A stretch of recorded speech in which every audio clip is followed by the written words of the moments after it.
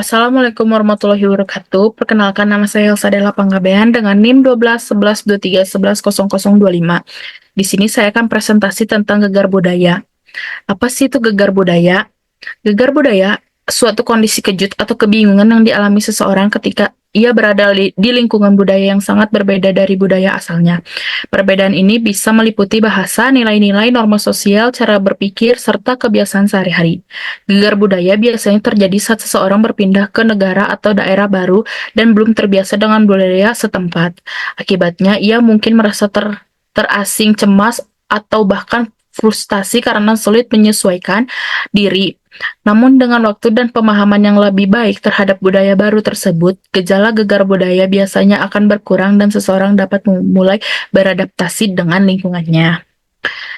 Di sini ada tahap-tahap gegar budaya. Yang pertama tahap bulan madu, yang kedua ada tahap distress, yang ketiga ada tahap independent stage, yang keempat ada autonomy, dan yang kelima ada reintegration stage. Nah, di sini tahap bulan madu atau honeymoon stage, yaitu saya merasa sangat antusias dan kagum waktu pertama kali datang ke Bandung dengan suasana yang sejuk, masyarakat yang ramah, serta budaya Sunda yang halus dan penuh sopan santun. Saya menikmati keunikan makanan seperti lotek, surabi, dan cara orang Sunda bicara dengan lembut serta menggunakan bahasa yang penuh hormat. Nah, yang kedua di sini ada distress. Saya itu kan berasal dari budaya Batak yang biasa tuh kayak gaya komunikasi aku tuh kayak yang apa ya, kayak disangka orang tuh marah-marah gitu loh. Nah, komunikasinya tuh kan yang lugas, kayak langsung dengan penuh semangat. Mungkin mengalami gegar budaya saat tinggal di lingkungan Sunda yang dikenal dengan orangnya tuh yang halus-halus, sopan, dan cenderung menghindari konfrontasi langsung. Dalam tahap distress ini, aku tuh sebagai uh, orang Batak tuh merasa kayak terasing atau bahkan disalahpahami. Jadi pada saat aku ngomong gitu kan, nada bicara aku kayak apa gitu. Padahal kan kalau misalnya di diri aku atau di sekitar-sekitar orang Batak itu kan kalau misalnya gitu teh ya biasa aja gitu ya, namanya juga karena udah terbiasa di lingkungan Batak. Nah, pasti masyarakat sekitar itu merasa kayak bingung kenapa respon orang-orang apa eh eh orang-orang Batak itu kayak kok ngegas gitu, tapi sedangkan orang-orang Sunda ini teh lembut-lembut gitu kan. Terus banyak orang yang kebingungan dan tidak nyaman, menimbulkan rasa stres, bahkan menimbulkan rasa stres, bahkan pengen kembali gitu ke lingkungan asalnya dia.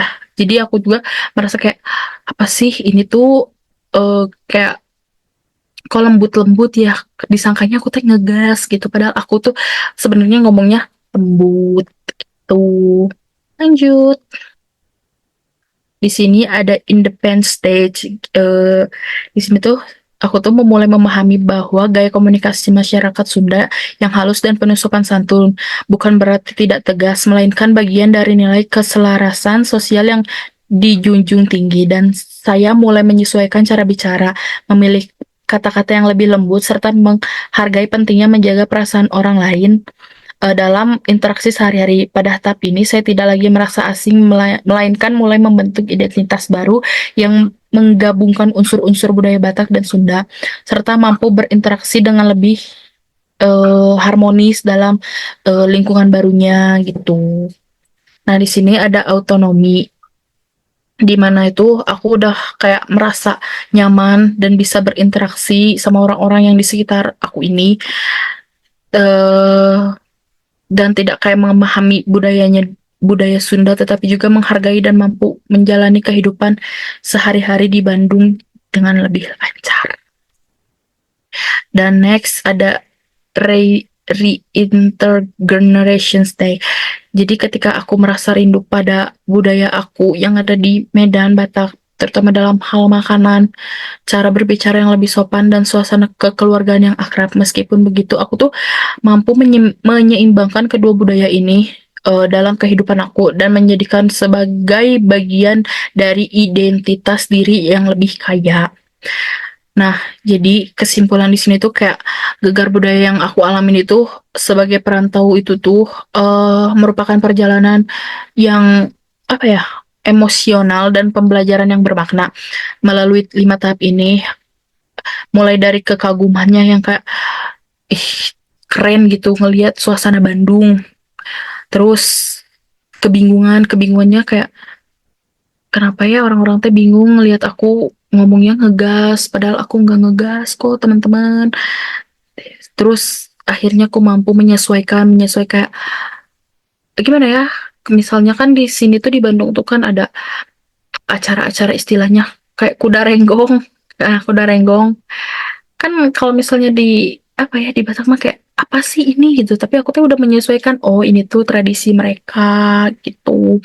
Dan menyadari aku teh bahwa setiap budaya memiliki keunikan yang perlu dihargai dan dipahami, meskipun terdapat tantangan dalam perbedaan nilai, bahasa, dan kebiasaan. Justru tuh ini tuh pengalaman yang memperkaya wawasan aku kayak, oh ternyata teh di Bandung tuh kayak gini gitu. Nanti aku datang ke kota orang, oh kayak gini ya mereka gitu.